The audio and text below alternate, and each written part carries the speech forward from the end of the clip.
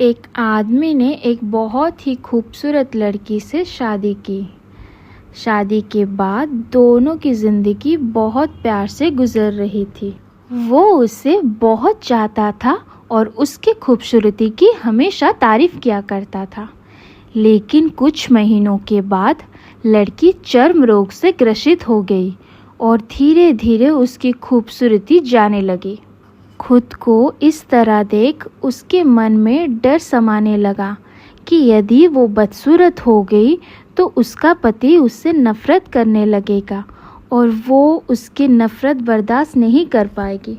इस बीच एक दिन पति को किसी काम से शहर से बाहर जाना पड़ा। काम ख़त्म कर जब वो घर वापस लौट रहा था, उसका एक्सीडेंट हो गया।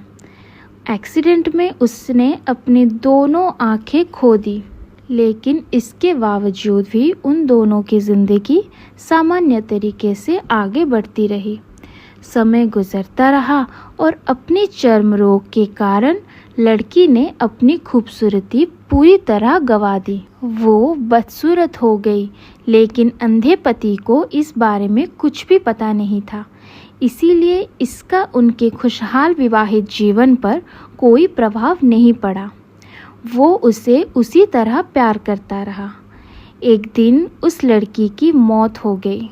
पति अब अकेला हो गया था। वो बहुत दुखी था।